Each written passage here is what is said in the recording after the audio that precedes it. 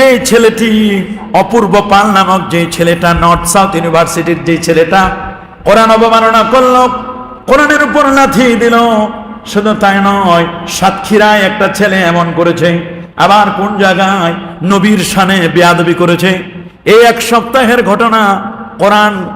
কোরআনের উপর যেভাবে অবমাননা হচ্ছে, নবীর হাদিস মুবারাকের উপর যেভাবে অবমাননা হচ্ছে, সেই দিন আর বেশি দূরে নয়, মানুষগুলো একটা সুশীল সমাজ যারা আছেন তাদের একটা সস্তা পচা বস্তা একটা তারা ছেড়ে দেয়। যখন কোনো ইউনিভার্সিটির টিচার অথবা কোনো ইউনিভার্সিটির কোনো স্টুডেন্ট যখন এই কাজগুলো করে, তখন তারা বলে এরা প্রতিবন্ধী, এরা বলে এদের ব্রেন ঠিক নাই।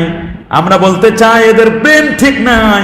এরা প্রতিবন্ধী হলে ব্রেন যদি নষ্ট হয়ে যায়, তাহলে এত বড় স্বনামধন্য নর্থ সাউথ ইউনিভার্সিটির মতো একটা ইউনিভার্সিটিতে তারা চান্স পায় কেমনে? তাহলে বোঝা গেল নর্থ সাউথ ইউনিভার্সিটি এটা কি পাগলা গারত নাকি পাগলকে ভর্তি করায় নাকি? এটাও আমাদের কাছে প্রশ্ন।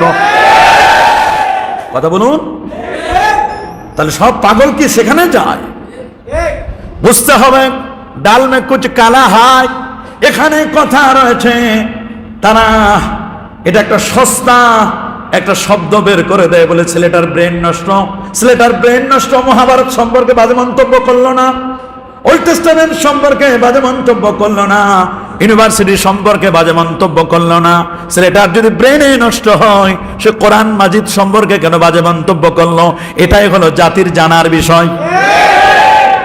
যে শুধু কোরআন মাজিদকে তারা যেভাবে কোরআনের প্রতি অবমাননা করো, আল্লাহর কোরআনকে এইভাবে অবমাননা করে কোরআনের আরশচুম্বী মর্যাদা, কোরআনের আকাশচুম্বী জনপ্রিয়তাকে কখনো কেউ মিটাই দিতে পারবে না।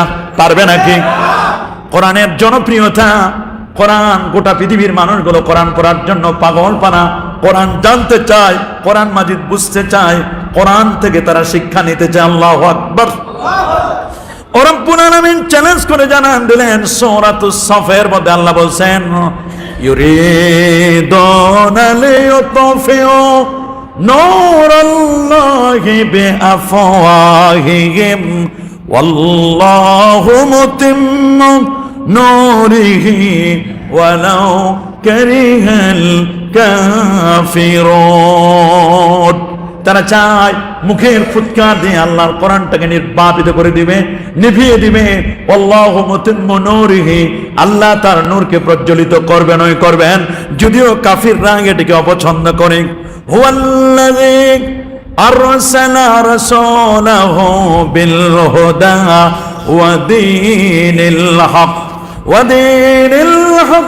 লিইয়ুযহিরাহু على الدين كله وكفى بالله شهيدا। الله أكبر। আবার সূরা সাফের মধ্যে আল্লাহ বলেন, ওয়ালাউ কারিহাল মুশরিকুন। দুইটা জায়গায় দুই রকমের বর্ণনা আসছে এভাবে। আল্লাহু আকবার বলেন। সূরা সাফের মধ্যে আসছে ওয়ালাউ কারিহাল মুশরিকুন, আর অন্য জায়গায় সূরাতুল ফাতহের মধ্যে আল্লাহ রাব্বুল আলামিন সেখানে বলেন, ওয়া কাফা বিল্লাহি শাহিদা। সুবহানাল্লাহ বলেন। কোরআনের ব্যাপারে, নবীর ব্যাপারে সাক্ষী দিবেন আমার আল্লাহ। বলেন কে? এই কোরআনটাকে, কোরআনের এই বাণীগুলোকে কেউ মিটাই দিতে পারবে না। যারা মিটাই দিতে চায় তাদের বড় বড় পণ্ডিতগুলো কোরআনের পরশেষে কালেমা পড়ে মুসলমান হচ্ছে। আল্লাহু আকবার বলেন। সেই কোরআনের সব কিছুর বর্ণনা আমার আল্লাহ দিয়ে দিয়েছেন। সে আল্লাহকে চিনল না, কোরআন মাজিদকে চিনল না, নবীকে চিনল না। দিনের পর দিন তারা বিয়াদবি করে যাচ্ছে কোরআনের সাথে, আমার আল্লাহর সাথে, আল্লাহর হাবিবের সাথে, আর নবীর সহধর্মিণী আম্মা জানদের সাথে বিয়াদবি করে যাচ্ছে। আমি মাননীয় প্রধান উপদেষ্টাকে একথা ব্যর্থ কণ্ঠে জানান দিতে চাই, এবং স্বরাষ্ট্র উপদেষ্টাকে একথা বলতে চাই, আল্লাহ রসুলের শানে, কোরআনের শানে যদি কেউ বিয়াদবি করে, আর পা দিয়ে যদি কেউ কোরআনের উপর লাথি মারে, এই পা জমিনে চলতে পারে না। এই পা কাটার ব্যবস্থা রাষ্ট্রকে করতে হবে।